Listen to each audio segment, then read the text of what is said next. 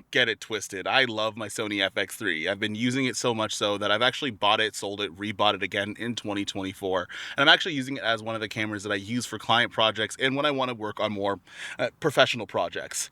Now, there's a ton of different cameras that have come up, probably to catch up to the Sony FX3, but I've kind of been wondering what would I like out of the Sony FX3 Mark II. To be completely honest, I don't necessarily know if they need to change a whole lot of stuff, but there are 5 things that I would like to see out of a new platform and out of a new camera, regardless of when it's actually going to come out, if it comes out at all.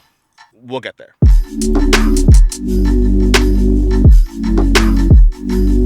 So first things first, I'd like to see in a Sony FX3 Mark II is going to be stable firmware. Now, this would have been shutter angle a couple of months ago, but they've already put that update in, well, sort of.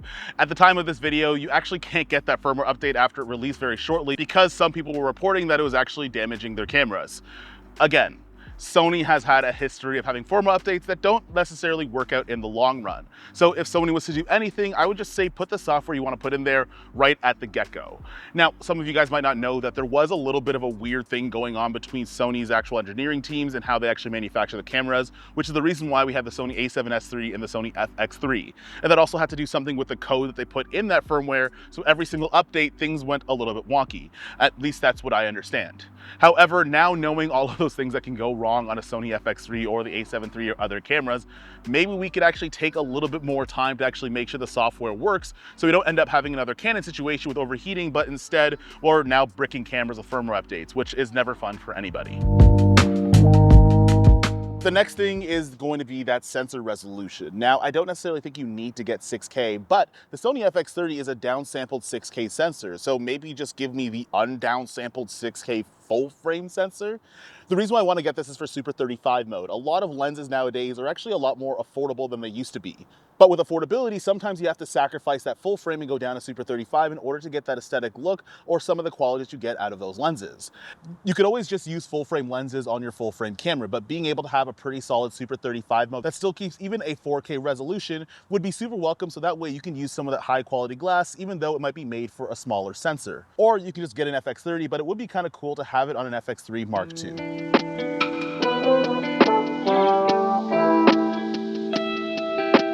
All right, so one of the big things that a lot of people want out of their camera is going to be an open gate sensor. And that's mostly because Lumix cameras like the Lumix S9, which I'm shooting on right now, I know, it's the internet's favorite camera. It actually has the ability to shoot in a 3x2 mode at 6K, so you can actually crop in and reformat for different aspect ratios. Now, having an open gate sensor does have some other implications, but one of the things that I really like is that higher resolution in the 3x2. I actually just finished a shoot earlier on this morning where most of the deliverables are going to be in vertical. However, if I wanted to do something like a lens review, I might have shot in landscape or that kind of 16:9 frame and then crop things out a little bit later to get that vertical aspect ratio. Now, on something like the S5 IIX and the S9, I could totally do that, but on the Sony FX3, I'm still working with a 4K 16:9 sensor, which means that you do have to orient your camera depending on what you're using, and you have to be pretty sound in terms of what you actually want out of that final image. However, I wish we had a little bit of resolution and a little bit more room to use. We could actually reform things depending on how we want it. Also, a fun fact, and most people don't know this, but Sony actually makes a lot of the sensors for other camera manufacturers. Things like Fuji, and actually I think Lumix as well. I'm also pretty sure they make them for DJI and even Apple. The fact that other cameras have the ability to shoot in open gate, but the Sony cameras in which they make don't have the ability to do that, the only thing I could say is that if you are going to put it in some of the other cameras that are directly competing with you, it might actually make sense to put in one camera for yourself.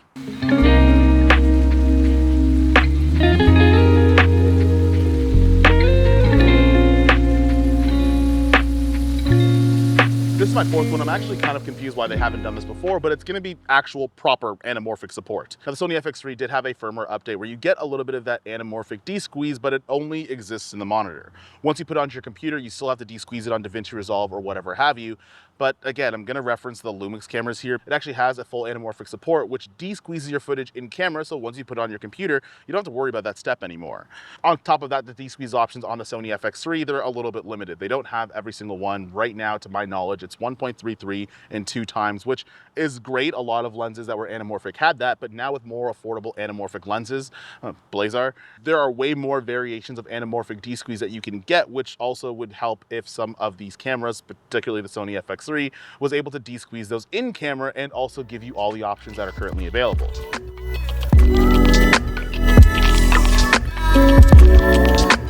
And last thing I'm going to talk about is going to be that audio top handle that comes with the Sony FX3 and the FX30. Now, I'd like to say that I've taken good care of that audio top handle, but because it's a little bit more on the plasticky side, I've actually broken more than one of them. And they're also expensive to replace. They're like 600 bucks. The audio top handle was a great feature that was added to the FX3 to give you the ability to have professional quality sound because it has XLR ports in them. But they made it a little bit too short and it was way too flimsy. Even the FX6 handle, which has its own separate story and its own separate set of trauma, I would just like to see Sony put a little bit more effort in making their audio top handles. As one, because selfishly I have gigantic hands and I don't necessarily have enough room on that top handle, but two, I want to make sure in a run and gun situation, which typically I find myself in, because once you're without that or something breaks down, it's not only super expensive, but then you also don't have professional sound. And if XLR mics are the only ones that you have, well, then you're kind of screwed.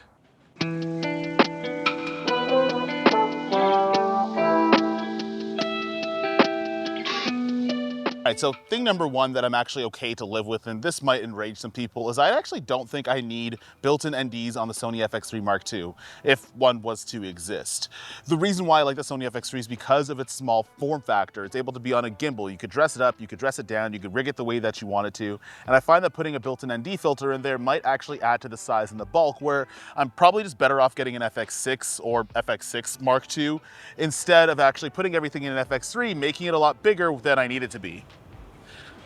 I chose the wrong place to do this clip, but we're gonna deal with it for the aesthetic. The second thing, this might make people even more angry, is I don't know if I actually need SDI in an FX3 sized camera.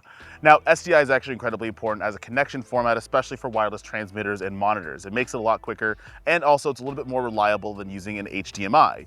However, again, going back into that form factor, I don't necessarily think I need SDI. There are a lot of things that are HDMI compatible nowadays that could go actually a long way.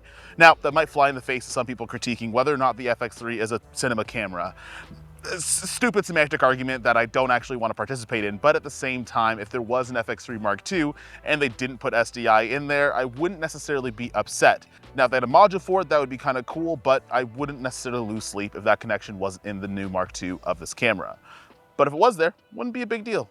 And the last thing we're going to talk about, and speaking of things that I don't necessarily need in an FX3 Mark II, but would be kind of nice if it did, is, well, internal RAW. Now, that's going to come with a caveat. Now, if the FX3 Mark II or other Sony cameras in the new FX line had a form of 12-bit 444, actually, that'd be kind of nice. In fact, we actually shot a short film not using RAW on an ARRI Alexa Mini ELF. Now, ARRI cameras are going to be different than FX3s, I understand. But with RAW formats, you're also going to have to deal with a lot of data and a lot of hard drive space in order to make your footage work. But at the end of the day, most people don't actually need RAW format. They would love a lot of color flexibility and to fix certain things in post, but at the fact that now Red is owned by Nikon, they're probably implementing RAW, and also the GH7 has ProRes RAW as well. It's probably gonna be a RAW format of some sort in the FX3 Mark II, but if it wasn't there, we just got a higher bit depth instead of 10-bit, maybe it went to 12 or maybe even 16, which I don't actually know if you can do that. I'd be welcome that as well. Now, those are some things that are on my FX3 wish list. If there was to be a Mark II somewhere in the future, which I don't know if there's gonna be a new one, don't ask me. But those are some things that I would love to see, and also some things that I wouldn't lose sleep without, but at the same time, well, they're welcome features nonetheless. Also, you guys are probably wondering, whose car is this? I got influenced by Cam Mackey and Brady Bissett, but we'll talk about that in the next one. Peace.